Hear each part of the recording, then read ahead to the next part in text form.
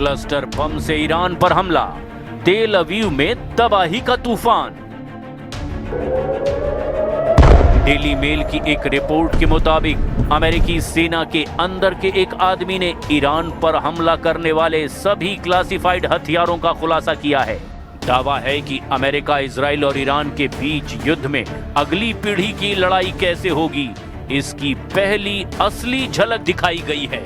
हालांकि ईरान ने 7 दिन की जंग में ही साबित कर दिया कि ईरान को मार सकते हो, झुका नहीं सकते।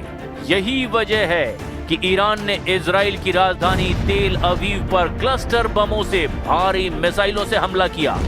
जरा इन तस्वीरों को देखिए। तेल अवीव के आसमान में ईरानी क्लस्टर बम से भारी मिसाइलें कैसे कोहराम मचा रही हैं।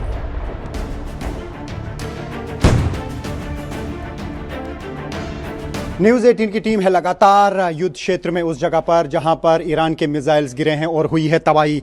आप देख सकते हैं इर्द गिर्द किस तरीके की तबाही इस एरिया में हुई है।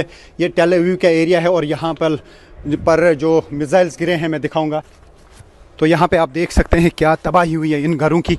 काफ़ी सारे मकान जो हैं पूरी तरह से तबाह हो चुके हैं इस मिसाइल अटैक से, और यहाँ पे लगातार अटैक हो रहे हैं। अभी थोड़ी देर पहले जो है ज़ोरदार धमाके हुए। इजराइल के पास दुनिया का सबसे उन्नत मल्टी लेयर्ड एयर डिफेंस है, लेकिन क्लस्टर बमों ने इसके सामने कुछ गंभीर चुनौतियां पेश की है। इजरायली रक्षा बलों और इजरायली मीडिया ने पुष्टि की कि ईरान ने तेल अवीव और मध्य इजराइल को निशाना बनाकर ऐसी बैलिस्टिक मिसाइलें दागी जिनमें क्लस्टर वॉरहेड्स लगे थे। ये मिसाइलें जमीन से टकराने से पहले ही हवा में फट गईं और उनसे दर्जनों छोटे बम निकले जो लगभग 8 किलोमीटर के दायरे में फैल गए और फिर भारी तबाही मचाई। अब आप ये भी जान लीजिए कि इजराइल पर हमला करने के अलावा ईरान ने पश्चिम एशिया में कहां-कहां भीषण हमले किए हैं। 24 घंटे में ही ईरान ने अपने ऑपरेशन ट्रू प्रॉमिस 4 के तहत पश्चिम एशिया यानी मिडिल ईस्ट के कई देशों में और वहां स्थित अमेरिकी ठिकानों पर भीषण हमले किए।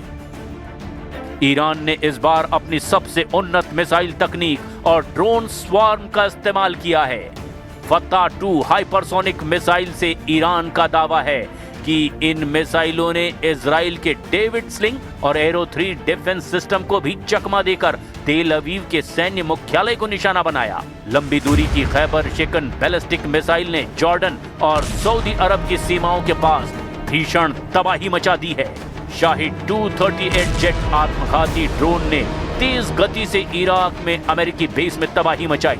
ईरान के हमले में इराक के अल असद एयर बेस में अमेरिका के 2 C-130 परिवहन विमान और एक हैंगर पूरी तरह से नष्ट हो गए।